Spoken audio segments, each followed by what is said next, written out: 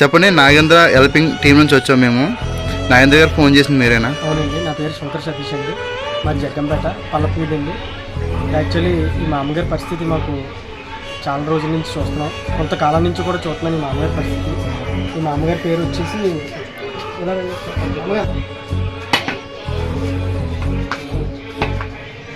మా అమ్మగారి పేరు వచ్చేసి చుక్కల చిట్టువేనండి. ఈవిడికి ఇద్దరు కొడుకులండి. వీళ్ళిద్దరు కొడుకులు కూడా చిన్నతనంలోనే కాలం చేశారండి. ఈవిడికి ఉండడానికి ఇల్లు లేదండి. ఇల్లు నిర్మించడం కోసం ఈవిడికి తినడానికి కూడా ఇబ్బందిగానే ఉంది. ప్రభుత్వం నుంచి పెన్షన్ వస్తున్నా సరే ఉండడానికి ఇల్లు కావాలని చెప్పేసి అడిగిందండి. ఈవిడ పరిస్థితి నుంచి ఏరియా అంతా కూడా ఇదేనండి. ఆవిడ పనుకునే ఇక్కడ ఇదంతా కూడా ఆవిడ నివసించే ఏరియా. నాగేంద్ర హెల్పింగ్ టీమ్స్ అని చెప్పేసి నాగేంద్రని ఒక టీంని ఏర్పాటు చేశాడండి జగ్గంపేటలో. అన్నకి కాల్ చేసి చెప్పానండి మా అమ్మగారి పరిస్థితి ఎలా ఉందని. అన్నయ్య వచ్చి చూస్తానన్నాడండి. అతడే తన సైన్యం, అతడే తన ధైర్యం, తనలో ఆలోచన పేరే నిశ్శబ్ద ఆయుధం. తన మార్గం యుద్ధం, తన గమ్యం శాంతం, పొంగే తన రక్తం పేరే పవిత్ర ఆశయం.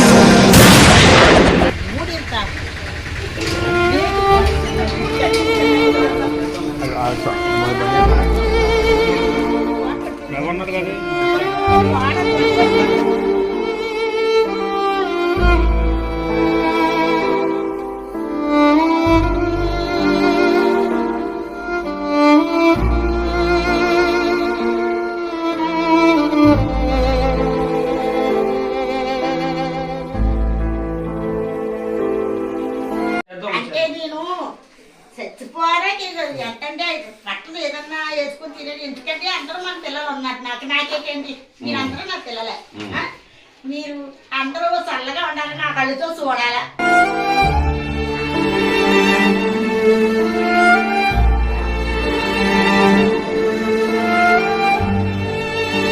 చెప్పగానే ప్రస్తుతానికి మీకు పరుపతి పొందించాం. మీకు ఉండడానికి త్వరలోనే మీకు ఇల్లు కూడా ఏర్పాటు చేస్తాం.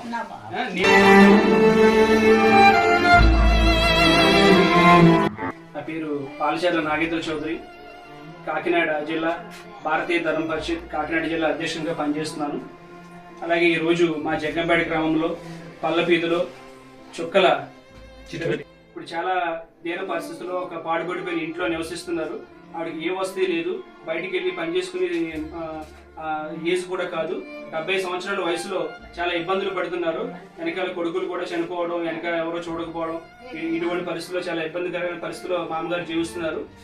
ఈ విధంగా తమ్ముడు ద్వారా మాకు ఈ రోజు మామగారు ఈ పరిస్థితిలో ఉన్నారని చెప్పి తెలిసింది. మేము ఈ రోజు మామగారి దగ్గరికి వచ్చి ఈరోజు మామగారికి నిత్యావసర వస్తువులు, పడుకోవడానికి పరుపు, నెల రోజులు సరిపడగా ఇవన్నీ నిత్యావసర వస్తువులు ఇవ్వడం జరిగింది. అదే విధంగా ఇప్పుడు మామగారికి ఒక నివాసం ఉండడానికి ఒక ఇల్లు లాంటిది ఏర్పాటు చేద్దామని చెప్పేసి మేము అందరూ అనుకుంటున్నాము.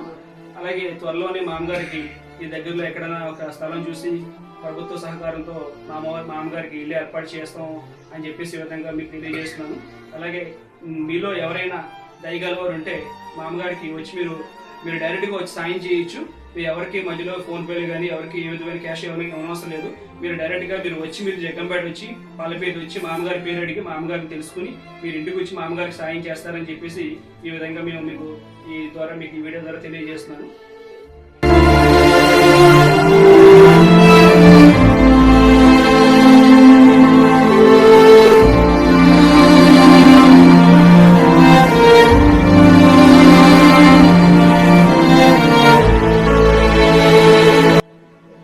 చిన్నబ్బాయి కూడా చనిపోయారు. మా అమ్మగారికి ఉండడానికి ఇల్లు లేదు. అండ్ ఉండడానికి ఇల్లు లేక చాలా ఇబ్బంది పడుతున్నారండి. వీధిలో కొంతమంది సహకారంతో, వాళ్ళ చుట్టాల సహకారంతో ఒక 10 కోట్ల ఇంట్లో నివసిస్తున్నారు. నేను విషయం తెలుసుకొని నాగేంద్ర అన్నయ్య గత కొన్ని రోజుల నుంచి కూడా మంచి సేవా కార్యక్రమాలు చేస్తున్నాడు. చూసి నేను నాగేంద్ర అన్నయ్యకి అన్నయ్య పరిస్థితి ఇది, కొంచెం ఏదైనా సహకారం చేసి చూడండి అన్నయ్య అని చెప్తే వెంటనే ఇమీడియట్గా వచ్చి నెల రోజులకి వంట సామాన్లు, ఆవిడ పడుకోవడానికి పరుపు, కట్టుకోవడానికి చీరలు, దుప్పట్లు తీసుకొచ్చాడండి. అన్నయ్యకి ప్రత్యేకంగా ధన్యవాదాలు.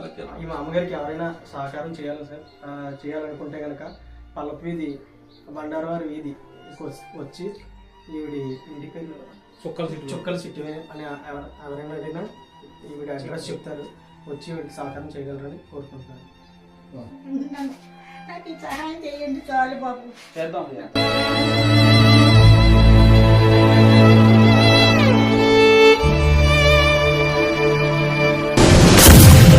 అతడే తన సైన్యం, అతడే తన ధైర్యం, తనలో ఆలోచన పేరే నిశ్శబ్ద ఆయుధం.